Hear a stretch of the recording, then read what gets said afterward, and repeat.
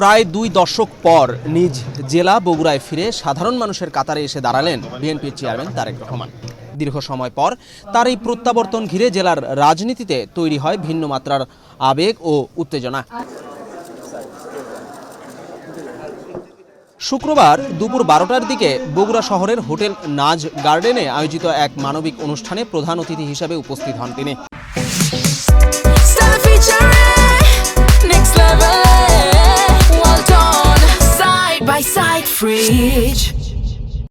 BNP চেয়ারম্যানের সহধর্মিণী doctor Zubaida রহমানের উদ্যোগে বিশেষ চাহিদা সম্পন্ন শিশু কিশোরদের মাঝে হুইল চেয়ার বিতরণ করা হয়।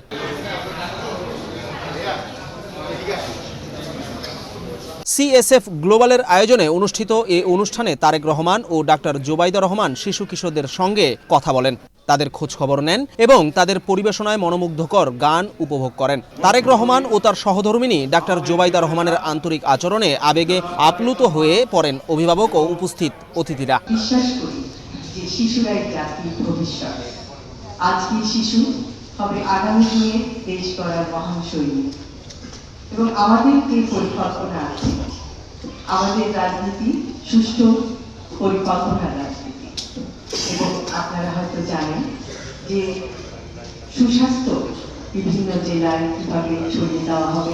অনুষ্ঠানে বিশেষ চাহিদা সম্পন্ন 10 জন শিশু কিশোরদের হাতে হুইল চেয়ার তুলে দেওয়া হয়। এ সময় উপস্থিত ছিলেন বিএনপি চেয়ারপারসনের উপদেষ্টা পরিষদের সদস্য, জেলা বিএনপির নেতৃবৃন্দ, সিএসএফ গ্লোবালের প্রতিনিধি ও বিশিষ্টজনেরা। অনুষ্ঠান শেষে তারেক রহমান নিজ হাতে গড়া বগুড়া বাইতুর রহমান সেন্ট্রাল মসজিদে জুমার নামাজ আদায় করেন। পরে তিনি মহাস্থান করে শাহ বলখি মাহি শাওয়ার এর মাজার জিয়ারত করেন। এরপর রংপুরের উদ্দেশ্যে যাত্রা করলে পথে পথে লাখো মানুষ শুভেচ্ছা ও অভিনন্দনে সিক্ত করেন বিএনপি চেয়ারপারসন তারেক রহমানকে।